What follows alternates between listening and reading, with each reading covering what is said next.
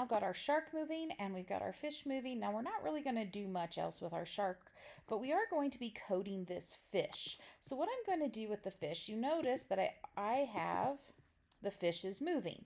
So what happens if it touches the shark? So I'm going to add a conditional. I'm going to say if touches the shark. So I'm going to come over here to my sensing blocks and I'm going to say if touching the shark. So now as I'm touching the shark, what do I want to happen? So it's kind of fun in this one to add a sound effect. So you can go to sounds, and we already have this one called bubbles. I don't really want that one. There's the ocean wave. That doesn't really match what I want either. I want it to make kind of like a chomp sound or a bite sound. So I'm going to search bite.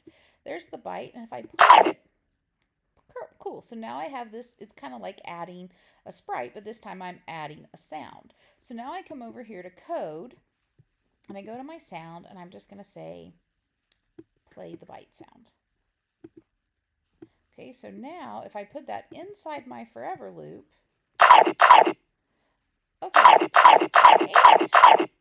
so I got it to eat, but this was still there. So now I need to add some more stuff to my code. So I want it to hide. So I can tell it, so when it touches, I want it to hide. Okay, so if I'm going to do that, then I know at the beginning I need to tell it to show up. So now I'm going to tell it to hide. So now I hit the play button. Okay, he hid. So maybe I want to put this first. And then it looks like he disappears. So then we've got it biting, but now it's like, well, now the game's over. There's no more fish. Well, there's a couple things that you can do. The first thing that you want to do is I want to keep track of how many fish I'm eating. So I'm going to create a variable. So I'm going to make a variable. I'm just going to call it score. I'm going to click OK. I'm going to tell the score to show up. And now I'm going to set my score to 0, and now I can change my score by 1. Okay, so now when I play this and I go get him, you see I got a point, but the game's still over. So what you could do now is you could add what I call come back.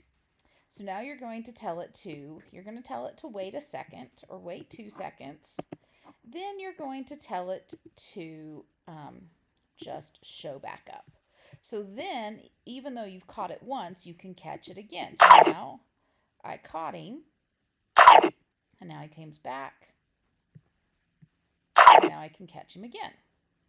Okay, so this is basically how you would do this project.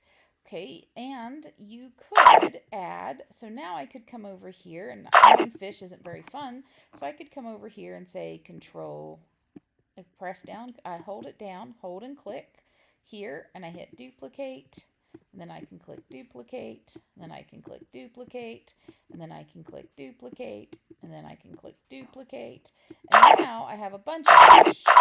Now if I were going to do this, I wouldn't want them all doing this same direction. I'm going to come to each fish and point in different directions. So that way they're going to be going more all over the place. Now the fun thing you could do is you could also add a fish that maybe you don't want him to eat. Maybe you make a blue fish and then he could lose a point if he hits the blue fish. Or you could change it to if you could add a score, you could add an end screen, or you could add, there's lots of fun things that you could add to this project. So now, they're coming back. Now I've created this game. Hope you have fun.